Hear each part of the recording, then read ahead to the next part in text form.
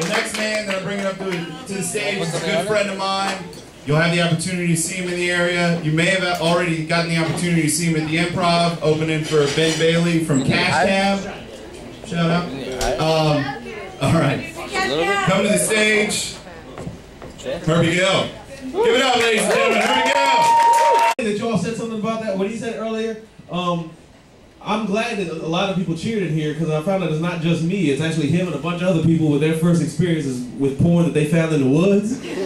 That made me feel so good. It's like that happens just like that. You know, you're walking around as a kid, just playing around, whatever. Some dude would not, his wife wouldn't let him have porn inside the house, so he put a whole stack of Swank magazines inside a hollow of a tree somewhere. And you're just walking around as a kid, you find it, and that's your first experience with porn. I'm so glad that I found other people that this happened to, because my whole life up to this point, I'm like, man, what the fuck are the Keebler elves doing? Every time they go into the tree talking about running off another batch, they're not talking about cookies. Put that down, I don't think that's fudge. Oh, yo, son. One of the cool things about this job is I can get on stage and do my job in my normal clothes. You can't do that every job. I used to have a job where I had to wear a suit. Sometimes I didn't have enough time to change before a show, so I had to tell jokes on stage in a suit. I hate doing that. Because none of my friends were used to seeing me in a suit. But the weird thing is, none of them ever thought I was coming from work when they saw me in a suit, ever. So I was like, hey Herbie, you got a suit on, what's the special occasion? And I said, oh, no special occasion, I had something earlier. I don't mean to brag, but I was found not guilty. My mom always told me to dress for the verdict I won. I think that's good advice, right? Y'all like your job still? Anybody here like their job? You got an office job or some shit they like? I was very good at my office job. Like, often what I would do is I would take 45-minute naps in the handicap stall at work. That's the best place to go to sleep if you go to sleep at work, because it's uninterrupted, you know? You can go in there and have your sleep and it'll be fine. Because even if somebody catches you, they just think you're a handicapped person and pass out on the toilet. Nobody bothers you. You might wake up with a little bit of a stiff neck, but you've had a good nap and somebody's wiped your ass for you. How do you lose? Maybe not everybody in here has slept in a handicap stall, but every last one of you has used the handicap stall. Hell yeah. So much more, it's so much more luxurious. There's elbow room and shit. You already gotta go crap in public. You don't want to be all cramped when you do it. No, put your feet up and shit like a king. That's what I say. I've been on the road a lot past couple weeks, and anytime I leave this area, I always have a lot of pride in the DC area. Because, you know, there are homeless people all over, but there's, like, only the bums in DC give you that level of creativity you can't find anywhere else in the country. But, and I don't know if you guys get to go to the city at all, but bums in DC have a new hustle. If you're trying to find a parking spot anywhere in the city, a bum will jump into that spot while you're reversing and start guiding you in like an air traffic controller. And then when you get out, ask for change. I'm like, why you doing? My mirrors work for free, man. It's not like I stuck out too far one day in a car and knocked off my passenger side bum. I was in my rear view bum the whole week. I don't need you, dog. A friend of mine tried to set me straight about that one.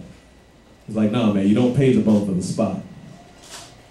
You pay the bum so he doesn't key your car after he gives you the spot. See a couple of nodded faces. Personally, I'm not really too worried about a bum key in my car, because bums don't have keys. Keys to what, motherfucker?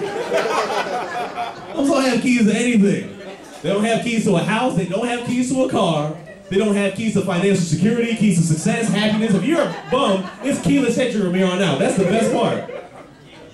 They don't have any keys, but you know what I keep noticing bums and crackheads and crazy people have in this city? Nice ass headphones. They don't have any clothes or money, but they always got nice ass. I saw some crackhead the other day with noise canceling headphones on. Well, you gotta take them back to the store, crackies. Those cancel the noise outside your head, not inside. They're plugged into a pine cone. What are you listening to? You got you doing a Running Man at 70 miles an hour. I wanna hear that shit.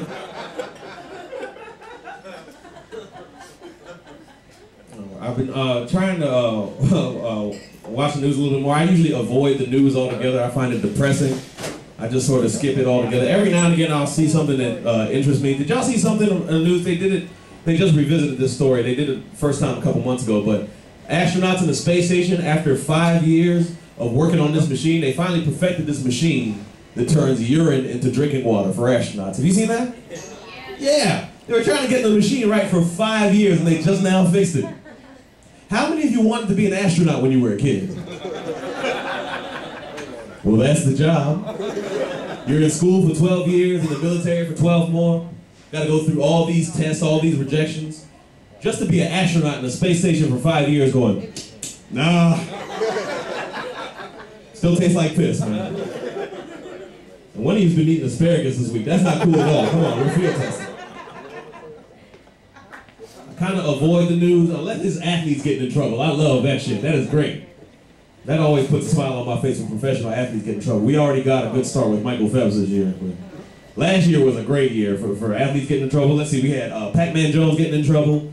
Plaxico Burress shot himself in the leg. Michael Vick's in jail for the dog thing. OJ's in jail because he watched Ocean's 13 in a hotel room and got all types of bright ideas. Love that shit. Oh, it's delicious. Anytime an athlete gets in trouble though, they always ask the same dumb question. What is it about professional sports that is turning athletes to crime? It's a dumb question. Sooner or later, we're all going to have to realize sometimes criminals have other skills too, you know? I'm pretty sure everybody in this room knows a drug dealer who's also a DJ, don't you? I mean, these particular criminals just happen to be good at sports too. You should stop saying to yourself, hey, that basketball player raped that girl. Start saying to yourself, you know what?